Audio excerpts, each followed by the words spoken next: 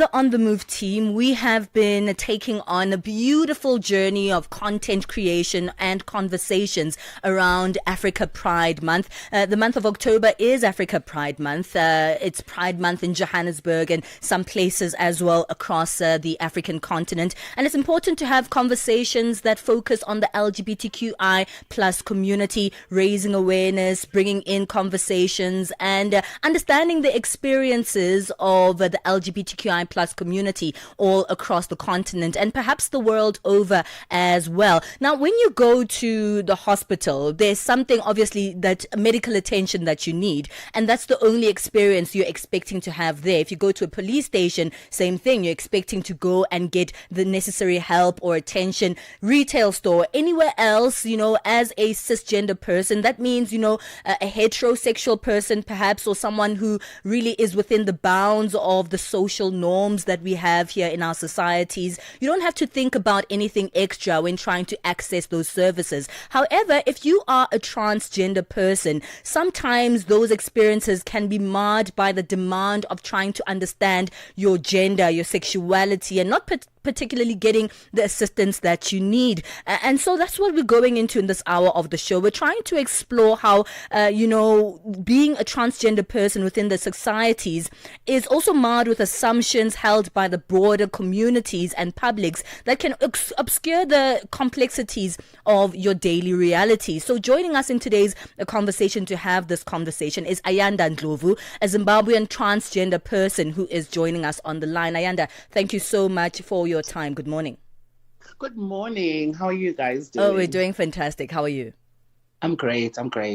Well, we don't think about a lot of things in, our heteronormative, society. We don't think about anything else that can be brought to us if we go and access any kind of service, whether it is a public service that of course should be free and fair to all of us, or even just like a retail service and everything else. But as a transgender person, you might have slightly different experiences. Firstly, for those who are also trying to understand, because these conversations are also about raising awareness, let's talk about what being transgender is so everyone is in on the conversation we're about to have. Okay, so a transgender person is a person who was born either male or female, but as they grew up, they realized they actually do not conform to the gender that they were assigned to at birth. So, for example, I was born male, but I'm in the process of transitioning from male to becoming female. It's not a choice to say, oh, I just want to look feminine, or I want to be a female or whatever, but it's something that I felt when I was young. And also, I think a common misconception is that drag queens and transgender people or feminine gay people are the same people. So there's people that wear that just like women do makeup and everything, but they do it for sure. So it's a thing of you do it just to get paid. Right? And then there's people that actually live that life every day. They do it just to feel like themselves, So that's it. I'm glad that you put that out, because there are a lot of misconceptions on people who present a particular way versus who they say they are. So let's look at that difference, right? As you said, if you see a female who is masculine presenting, it doesn't particularly mean they are transgender. How do you then identify? What are the necessary questions to ask when you're trying to know what the gender of the person that you're addressing is? I think the most important thing is to ask them. It's like with a conversation around pronouns, ask, hi, what is your pronoun? Once you do that, then you are good to go. Because if we base it on assumptions, or if we just think, oh, this person is masculine presenting, maybe they're a male, when they're not even really a male, that's where the problem is. So you need to ask. The only thing you have to do is just ask. Mm-hmm. Let's come to the issue of access to public facilities. How do you navigate that? I mean, could you give us maybe one example? It's very rare in our South African society to actually see trans people in conventional public spaces. I have to say, I mean, I'm using the taxi. It's very rare to find a trans person in that environment. Maybe even when we speak about toilet facilities as well, that maybe even makes more things complicated in many public spaces. Could you give us a little bit of your experience of, how you navigate that, or maybe if you've had a challenge in the past? So I think one time I was, I'm going to get deep, right? So one time I was sexually abused by someone who used to live next door to my house. So when I went to the police to report, because obviously I was in a weave, I was wearing a dress, and when I got there, the police person that helped me said to me, obviously we're going to rape you, because why do you walk around looking like trying to be a woman when you are a man? Oh, wow. I'm so sorry about that.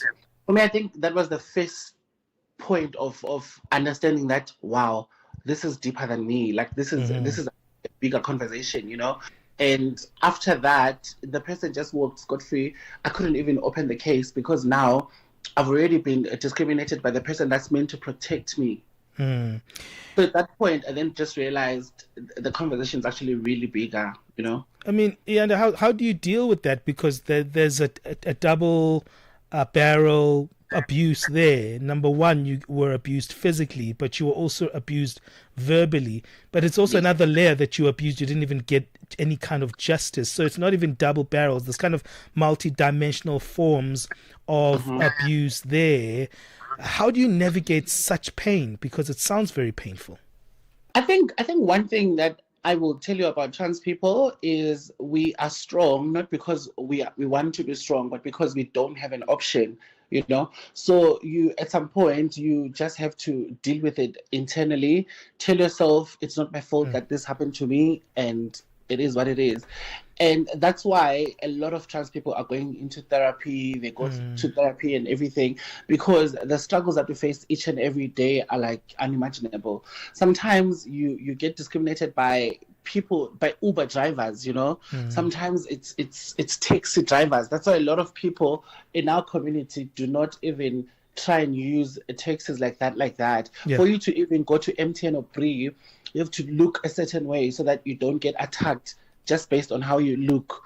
So it's always just a hectic conversation. And also, funniest story is most of the times we get abused by people in our community, because I feel like the T in the LGBTI is actually the most vulnerable group, right? Because the gays will look at you and they'll say a lot of things.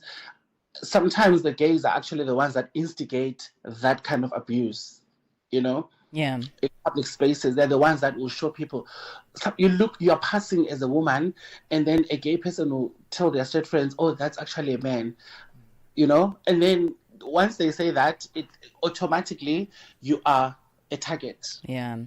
All right, we need to take a short break, Iyanda. We'd love to continue speaking about, the everyday experiences of trans people that perhaps, people in ordinary society might not understand, because these are experiences that are supposed to be normal for all of us, but are always layered with some injustices, layered with judgments, and layered with misgendering in your everyday lives as trans people. Stay on the line. We're speaking to Iyanda Ndlovu, who will continue this conversation with us after the break. Ukatili wa kijinsia unaharibu maisha na kutenga jamii. Hutokea nyumbani, shuleni, kazini na mara nyingi kwa ukimya. Lakini hauwezi kuendelea. Ukiona, ongea.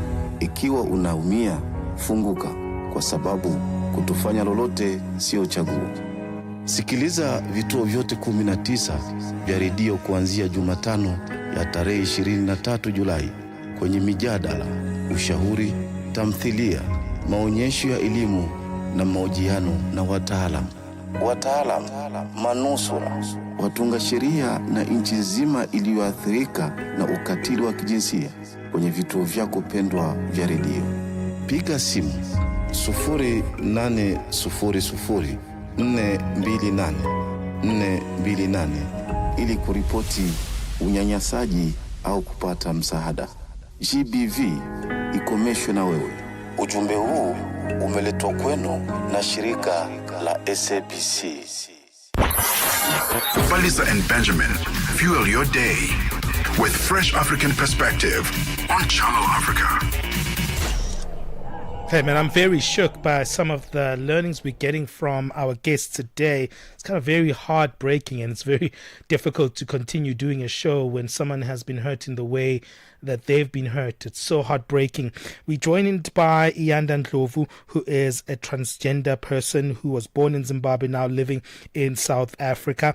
And we're speaking as part of our Pride Month focus, how trans persons have a hard time actually accessing public facilities. And, what you were saying earlier on, Iyanda, kind of broke me even further when you're like saying, you know what, we kind of stomach these things, we quickly move on, and we just try to find a way forward. And I think that just shows you the injustices that are in this particular community. But what was even more heartbreaking was when you were speaking about you have to camouflage when you want to use public facilities. Let's speak about the camouflaging, right? The trying to actually hide your true identity, just so you can use a taxi, just so you can use a toilet. Could you elaborate on that? I think, you know what, a lot of people are different, right? There's trans people that don't care. So a lot of trans people in our spaces, like when we sit as trans people, we always say, oh, we are magic girls, because it's one of those things where you're like, listen, I'm going to walk into this space. I don't care what people say. I'm going to pretend like I'm a crazy woman, walk into the bathroom, do what I have to do, and go out. But also, you are doing that just like you do it, but also you're scared because your safety is not guaranteed. You can't walk into a female bathroom and then the girls in there are going to start saying a lot of things. Sometimes they call security on you. It's one of those things that becomes crazy. And then, for example, recently, a known LGBT person who's like in good social spaces said on a video that they were doing on TikTok, and they said, you know what, she was kind of giving advice or to straight guys to say, if you want to get all the girls, pretend you're gay for some time, and then once you get into spaces, then have sex with them. That statement, like, it changed a lot of things, especially for us as trans people who then want to use the bathroom that women also use. It kind of then changed a lot of things. The work that we've been building for so long was taken 10 steps backwards. Because now you're thinking, I could get into this bathroom, but now because this person has said this, they've got a lot of people that listen to them and that view their content. Now it goes back again to saying, how do I then access these things? You know, you are in a taxi somewhere and you're sitting next to someone. They look at you. Sometimes it's at night. They look at you and they think, oh, this one is trying to be a woman. Yeah. When you drop off the taxi, you're not safe, because sometimes you drop off with 3 other men, and whatever they do to you, no one would ever talk about it. They'll kill you. They'll do whatever. They'll rape you, anything. And they know they can get away with it because no one is going to come back and say, let's do this. Good example, the Grindr rapists and the people that were kidnapping people on Grindr, where are they? They are out of the prison. They are running scot-free. They are now abusing other people. They are kidnapping more people again, you know? So at the end of the day, you kind of then don't know, what is it that I need to do in this country for me to be safe, you know? The only way to be safe is to stay in your house, and you can't really stay in your house. You have to go out and work. Absolutely.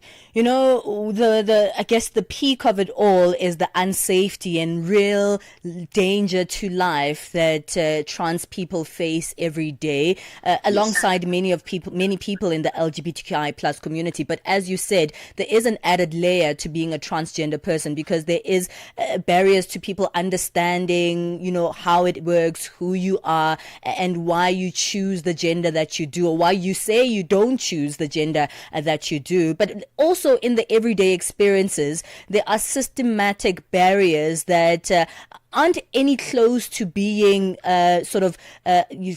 focused on, aren't any close to being solved, especially if we speak about, you know, public services that are supposed to be for everyone. And by everyone, we should mean everybody, no matter what gender they are. So let's speak about that. When you try and, you know, access public services, what are some of the systematic barriers that you have to face? I mean, something as simple as filling out a form for many of us would be a thoughtless thing, but something that you have to sort of deal with an extra barrier of that perhaps that public service person saying, no, you used this form wrong, you filled it out wrong, why do you do this, why do you do that, when you're just trying to access services like anybody else?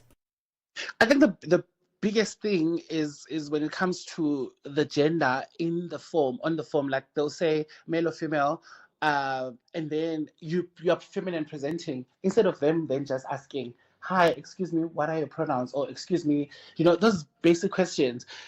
At that point, you are told, hey, you're a man, do this, a man, do this. Especially, I know for a fact, if you go to a hospital, the first abuse you receive is from the security guard at the door. Wow. That is the first person that abuses you emotionally. The moment you walk in, after that person, then the nurse that comes out to call, like those that are doing this or whatever, the nurse that calls is also the next person that will abuse. If you walk into a hospital, chances are very high, there's only 1 or 2 people out of all the people that you're going to see there that work in the hospital that's going to actually treat you with respect and understanding. I once went to a hospital and I remember a nurse called, I think, 4 other people into the room so they can come and just see me, And I realized, oh, okay, so maybe now they want to drink tea using the experience that they've seen from me. Yeah. And every time someone would pass, they would look at you in a weird way. And I'm like, I'm just here to get medication. I just want medication. There's nothing else that I want. So I think it's that. And I feel like, you know what? People at the top, like at the top offices, they've been sensitized. They understand these things, but they are not passing that sensitization to people at the bottom, people that actually deal with the people that are in question. Like, for example, the ministry has been sensitized, but the people that are in the clinics, the people that work in the hospitals that we go to every day are the ones that don't care. It's either they've been sensitized but they don't care, or they've never been sensitized, because they look at you as if you're some alien, you're some Satanist. One person once asked me, why don't you find God? And I was like, wow, I'm a so Christian, sorry. a prayerful Christian, but what do you mean, why don't I find God? They're like, hey, okay, nyabuza nje. I was just like, wow, okay, I see where this is going. So sometimes you just have to go in and you mask the pain and pretend like nothing is happening. You have to act like a fool for you to get what you need, and then you walk out, go home, you cry if you have to cry, you drink if you have to drink. A lot of people in our community take substances just to cover that pain, just to be able to walk out of the door and pretend to be fine, Yeah. So it's one of those where you're like, oh my God, what do we have here now? I mean, we have to wrap it up. I mean, it seems like there is a point where we're not breaking through as a society in teaching people. I think it starts with the pronouns. I actually agree with you that, if we don't get the pronouns right and respecting people's gender choices, then, it's going to be difficult to transform things systematically. Just one point from you as we wrap up. Where do you think we should start in changing things? I think we should start from the bottom, hey? Yeah. We should start from people that are on the ground going up, because people on the ground are the ones that we actually deal with every single day. I think for me as an activist, I'm really tired. I'm at a point where I'm really exhausted. Sure. Trying to fight for people, trying to do this and trying to fight for myself, trying to fight for access into these spaces and all that. And it's painful, because you teach someone now that, sorry, ma'am, my pronouns are she and her, because I'm actually transitioning from male to female. They don't care about all those things. And another thing, yes, South Africa is a Christian country, but if we keep trying to run away from reality and hide behind the Bible to then try and destroy people's lives and say, no, you're a Satanist, what you're doing is satanic, what you're doing is this and what you're doing is that, that is where we're going wrong. I agree with you, absolutely. That is where we're going wrong, Iyanda, thank you so much for being vulnerable with us. Thank you for always being transparent and always kind of giving us your true self in these conversations. We don't take it lightly. We thank you for allowing us to hold space for you as well here on the show. So thank you for joining us. Where can people find you to see some of the work that you do in the area, but also to see what you get up to as well, just as an individual on social media? I think my social media is just Iyanda 263. That's IYANDA 263. That's my media everywhere. Well, thank you so much, Iyanda. It's always a pleasure to speak to you. That is Iyanda Ndlovu, a Zimbabwean transgender person based in South Africa, speaking about the everyday experiences of transgender people within our societies.